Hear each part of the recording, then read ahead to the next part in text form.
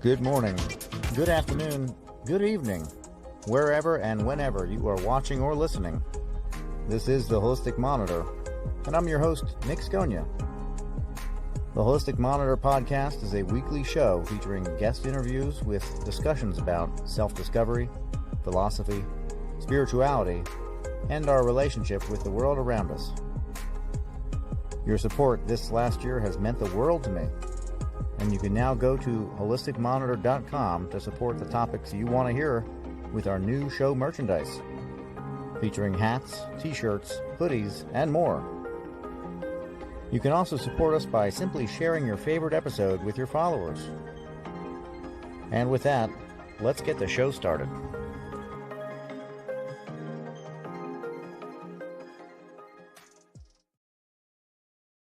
Hello and good night. This is Nick Sconia. I am the Holistic Monitor, and tonight we have a special guest, Connie McReynolds. She is a PhD, licensed psychologist, professor, certified rehabilitation counselor, and podcast host of Roadmap to the Brain. So I want to welcome Connie to the show tonight. How are you doing, Connie? I'm doing great. Thank you for having me. This is great. Good. So you have, I'm not sure if this is controversial or not. This isn't the first time that I've heard of a solution or a method to alleviate symptoms, perhaps, of ADHD and PTSD. I've heard a few different things. What have you found? Well, I think that's a great starting point because it is what I do is a little bit different. My approach, I think, is a little bit different from the traditional. I speak about that, in the book that I wrote, because, well, I've been in the field for 30 years. And so where I come from, my background really is about rehabilitation counseling, rehabilitation psychology. And so that has really grounded my work and grounded my philosophy, that we look at the strengths, we look at areas that might be causing a difficulty, and we look for workarounds that can really either resolve it or help the person just go on to live a better life than maybe what they've been experiencing up to this point. So in a nutshell, really this stemmed from my master's degree work 30 some years ago and just continued to evolve into where I started really peeling back the label of ADHD, because it didn't seem like it was very functional for the folks that were walking in my clinics. It felt like they had a diagnosis, but they didn't know what to do about it. And no one seemed to have many answers 15 years ago when I started this journey. And really, it was about just looking at the data. It was listening. It was trying to understand what parents and what children, what adults were going through, and how the traditional approaches didn't seem to be giving them lasting remedies, so to speak. It seemed like they worked maybe for a while, and maybe it works for some people. I haven't worked with everyone, but the folks I have worked with, those approaches weren't working for them. And so it felt to me like we needed to look at that. And I really felt curious about what was happening here. Why were all these traditional approaches seeming to leave people in as much of a quandary as when they first walked in a door and got a diagnosis that they thought was really going to help them, but in the long run didn't seem to provide very many answers to what I came to know as kind of the riddle of ADHD. It just doesn't fit together well. It takes a lot to pull it apart or try to understand it. And that's really what the journey has been. Yeah, and there's a lot to that. I mean, it is a journey, isn't it? Unraveling something that also has like a has social cues to it. People kind of use the term very lightly without a diagnosis to just say that they're, not being able to concentrate in the moment, or I can't pay attention to you, it's my ADHD or whatever. They use it very loosely without an actual, grasp on the full, take of what that would mean. But also that people hear the diagnosis and that takes the mystery out of what they think is going on. Perhaps it feels like it fits a puzzle piece for them. But really, it's just telling them that here's this thing. And it seems that the only solutions that you see mainstream offered are to handle not the the situation outcome, not really the cause. Mhm. Now, in your research, have you found something that seems to be like the keystone to getting all the puzzle pieces to fit together to make it work? Well, I think I have, at least for the folks that I'm working with. And that really came about in the use of an assessment that kind of came with the neurofeedback system that we were using. And so the more I used that, the more I really recognized there was something here that really had not been discussed. Hmm. And it was about 5 years in that I really felt like, okay, I'm on pretty solid ground here. We've got 5 years of clinical work here that we've been doing and a lot of data. And so let's take a look at what this is. Are there patterns? Are there questions that are being answered here that maybe a traditional point of view didn't answer?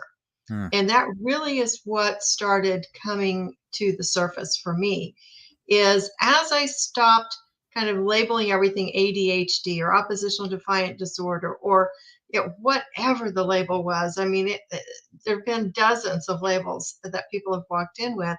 And I thought, let's just not even start there. Yes, if you've got that, come on in the door, but you don't have to have a diagnosis to come in the door. Right. Let me hear what your day is like. What is your life like? And then let's run this 20-minute assessment and see if there's anything that correlates between what we're finding in this assessment of auditory and visual processing problems and what you are describing in your life. And I can say nearly without exception, it does correlate. And it Hmm. correlates in such a meaningful way for people that many times parents end up in tears. Adults have ended up in tears. And it just is such a profound experience. I thought there has to be something to this because people are deeply resonating with this information. And they're saying for the first time, they have a way to talk about this to people, they have a way to think about it. And it makes sense to them. The behaviors match what we're finding in the assessment data for what the implications of certain kinds of brain processing weaknesses Hmm. look like in life. And that's where the intersection happened. It's where I started seeing, it's like, okay, we have this data, we have this report, 15 pages, 20 minutes. People go, can you really get that? It's like, here it is. You take a look at it, in time Mhm. after time, day after day, parent after parent, adult Hmm. after adult, 15 years later, the story hasn't changed. It's like, Wow. oh my gosh, parents in some cases will have used the exact language that walks in the door from the clinician when they've done the assessment on the child. And I'm reading back to them words that they have just used to describe their child to me. Hmm. And for the first time, the pieces fit together. And sometimes I think the book should have been called, a puzzle instead of a riddle, but Right. but the pieces do come together. The riddle, which was to me the questioning of this, trying to figure it out. What does this mean?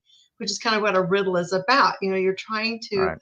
get the essence of what is this. And that's really what's happening. I just had a parent today, long story of a kind of a rough divorce and custody issues. And the person who was assisting them in the legal field referred the mother over to me to work with the son. Lo and behold, he does not have ADHD, Hmm. but he does, in fact, have some significant auditory processing problems, which can make him look very confusing Hmm. because he also is extremely bright and has a very speedy brain. And Right. so, he can do okay in school, but yet has meltdowns or has other things going on. So that's really how it started coming together, was listening to what people were saying was happening in their life and then looking at the data and seeing the crossover between all of this, the correlation with it. And that's where the story started emerging, as I Hmm. think this is something that people need to know about. Yeah. And it's got a good track record, case studies. That's very important for clinicians to see and say, okay, absolutely. The time and time again, that's very important. Mhm. So it sounds like there is a known cause and that there is a misdiagnosis happening, or is Well, it that there should be re-diagnosed with yes, something? it is kind of a quandary, I think, because yes, there is something going on. Absolutely. So parents in their gut know that something's going on most of the time, and they in some cases have figured out the workaround to best support, Hmm, their child. right. Parents know how to advocate. Some parents know how to advocate at the school to get the right teachers. Other parents don't. But the key here is if we just kind of get rid of all the labels, let's just set all that aside for right now. And let's look at these 37 areas of brain processing. We're looking at really how the brain responds to auditory and visual information. And to me, it doesn't much matter what we call it. You can call it ADHD. You may have enough criteria to, land with that diagnostic label. Oppositional defiant disorder is one of my least favorite Hmm, diagnoses because there's kind of a lot of assuming that someone's intentionally doing something. And right. that hasn't been what I have uncovered as time has gone on. If I can't remember what you're saying to me, no matter how many times you say it to me, I'm not going to remember what you say it. Even as loud as you might want to get or as much Right. punishment as you wish to administer to me, that doesn't mean it's going to improve my auditory memory to Hmm, recall what you just told me to do. And there's the key because I think if you're using everything you know how to do, the right. teachers are implementing everything they know how to do and nothing's changing, then there's something else going on. And that's what needs investigated.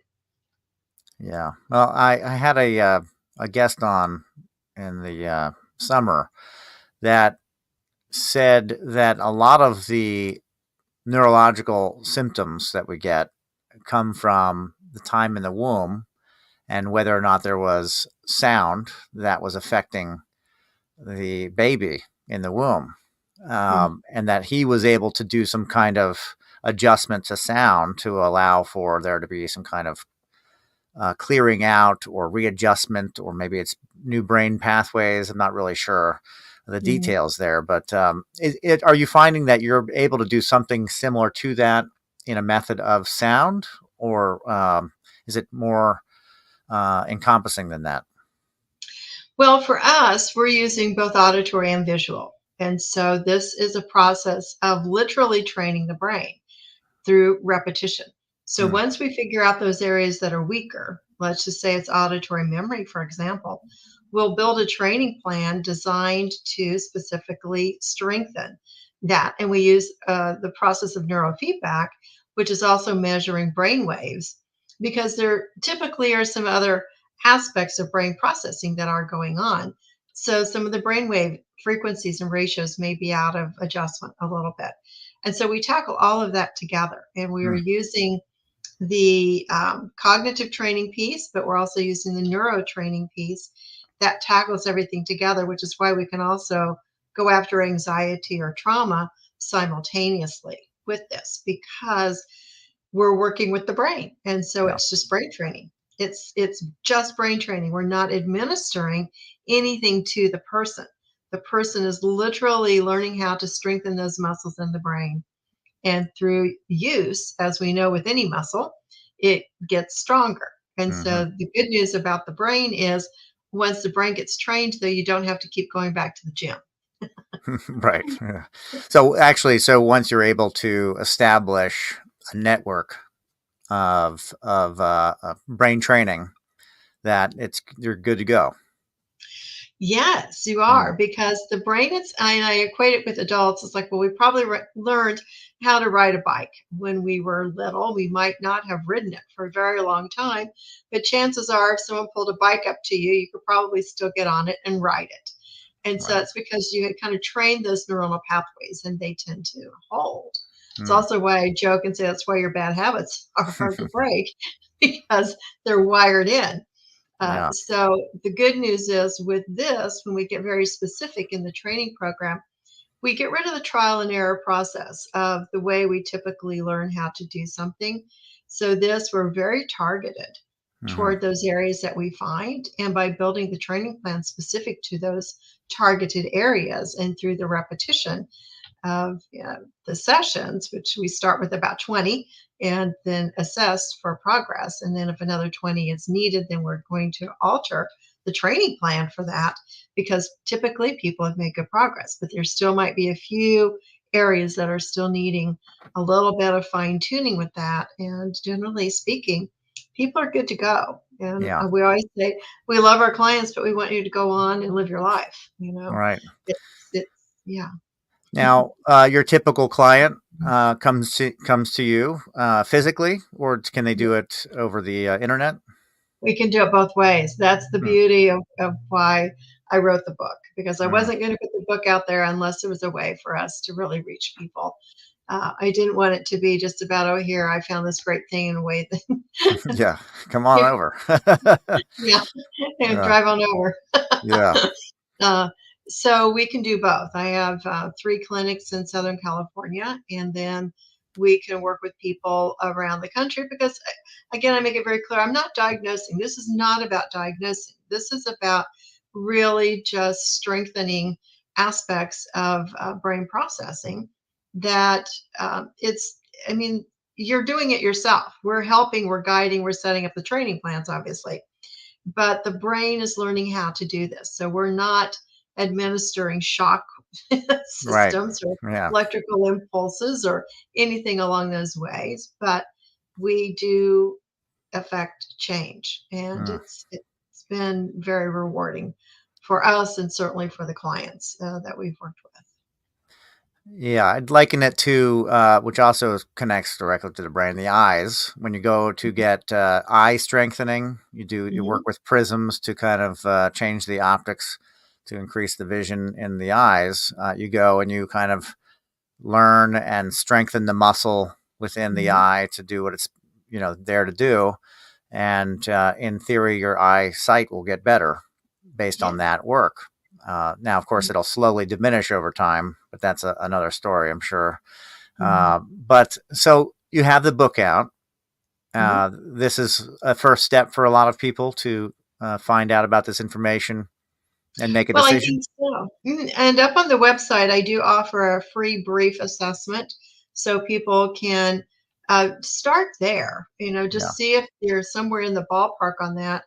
And then within the book, I go into more details, certainly within the chapters on auditory and visual processing. Each of those chapters has a longer, more involved checklist. Mm. And then there's the combination where people can have both. So you can have some of auditory, you can have some of visual. Some people are very clear, purely auditory difficulties, others purely visual. The vast majority of people cross across both of those. Mm. And then there can be people that are really struggling, and they're the ones who don't have processing in either house. Mm. And yet somehow they're trying to struggle through life, and they're really going to have a tough time because they don't even know what's wrong. They just know they can't do what other people are doing. Yeah. And part of this, certainly with children, is to stop the stigmatization of children who feel like they're not as good at or not as smart as someone else. But our youngest is 3 and our oldest is 90.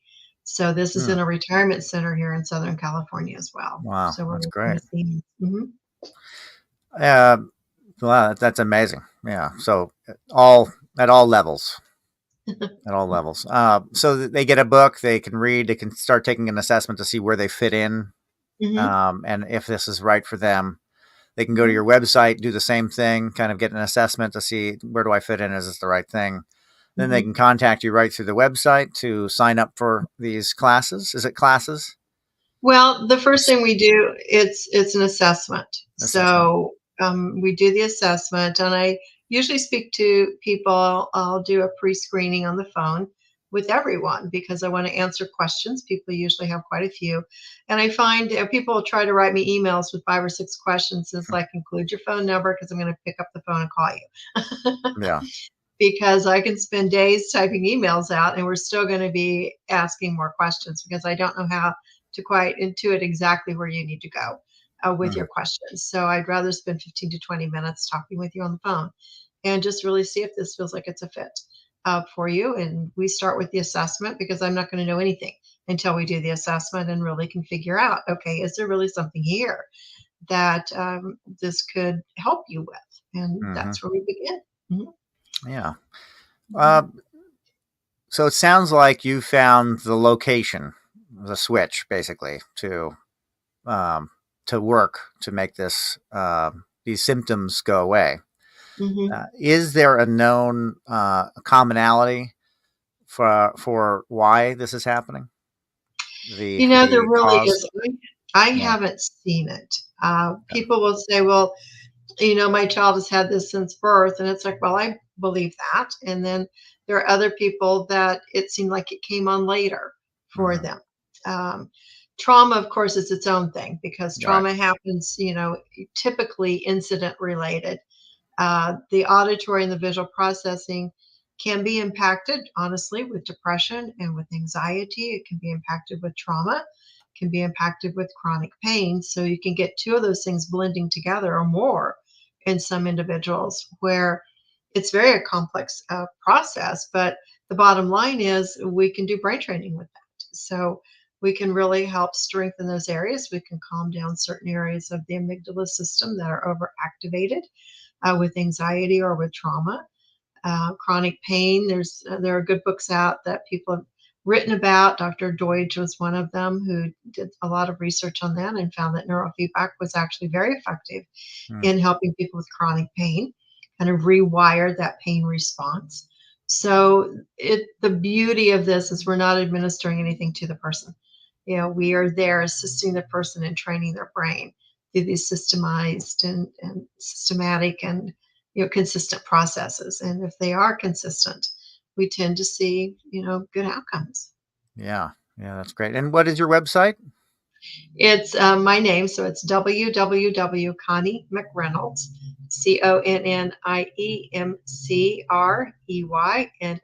ConniemcReynolds.com. Okay. And then you have your book for sale on the website as well. You can It get the is book there. there. You can click on that link.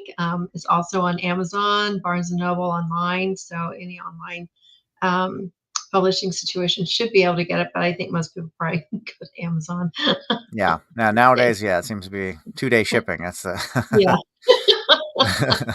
makes it real easy. Yeah. Unfortunately. Oh well, Yes. that's really good. It feels like that's a really a very good solution for something that really plagues people, Mhm. parents, and adults as well. Parents of children, adults, pretty much at all levels, all ages. Mhm. People live with this type of condition for their whole lives. It's very interesting to hear that there is a way for them to maybe clear that out. I wonder what they say their life is like afterward. Do you have case studies and Mhm. before and afters on your website? I do have testimonials.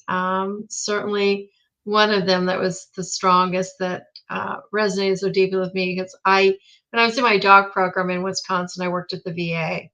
And so after that, I just always kind of felt like, we need to be doing a little bit more here. And I was able to get funding several years back and helped a number of veterans in this area. Mm. And one of the veterans is up on the website, a testimonial. He was a retired veteran. And he talks about what his life was like before and how he realized he had lived in the alcohol use. I don't know if it Mm. was necessarily abuse, but it was certainly very regular use. And then the irritability factor that he was experiencing from all of that, and then what it was like after he completed our neurofeedback program and his life changed. Mm. We hear it from parents all the time uh, and teachers, will say so. And then I've had other people who, one person wrote that it was a while after she'd been through our services, and she wrote and told me that as she looked back on it, she didn't realize how close she was to making a decision that was irreversible. Wow. Um, Yeah. so that's very real and very touching. And she occasionally still calls me. It's been years ago, and she'll say, I just want you to know it just keeps getting better and better That's all great. the time. And with children, they go from failing out or being, in the principal's office far too often to doing very well. And one of the stories in the book is about a teenage boy who was in special ed, his whole academic career, starting pretty young, somewhere in elementary school, and he was in high school. Wow. And he was bored one day sitting in the library and decided to hack the school's computer-based database because he was Wow. bored. And he thought, I think I can change my grade. And that was the first indicator that something was really off here with him being, targeted as he had been. Yeah. And his dad called me and said, we're in real trouble here. He's a very angry teenager. We're having a lot of difficulty here. We're really worried about him and some of the things he's saying. So can we get him in? And we worked with him. And when we got him in, come to find out, of course, he had these auditory and visual processing problems where he could not remember what someone was telling him in the classroom. So it looked like he was, intellectually limited in some capacity. Right. Turns out he was not. We worked with him. They got him in a new school the next year, and he scored the highest in the school's history on the state math exam that next year. So realigned, refocused, and a whole different life. A whole different life. And I was out doing a presentation where his parents were one night, and I asked him if he wanted to speak impromptu. And he got up and he just said, I want to tell you what my life was like before I did this, before neurofeedback. And he went into some detail. And then afterwards, and he said, had I not had neurofeedback, I would have ended up either hurting myself or someone else. He said it was that bad. Wow. And he said, now I'm doing well in school, and I did this, I scored here. And he went on and he attended college, and, he's moved on in his life now. Yeah. So it's life changing when we figure out what's really going on. We peel back those labels because those labels aren't necessarily serving some people very well. And so we peel that back. We look at what the root cause is, which is that subtitle is finding the real cause of what's going on. And that's really what we're after. I'm after the real cause to do this so we can figure this out. And then we can tackle it. And then you can go on and live your life like you were supposed to. That's fantastic. Well, Connie McReynolds, I really appreciate you being on today and sharing your story and your work. Solving the ADHD Riddle is the book. And it is available on your website. And really appreciate having you. Thank you so much for having me. It's a pleasure to be here. Thank you. Take care. Okay, take care.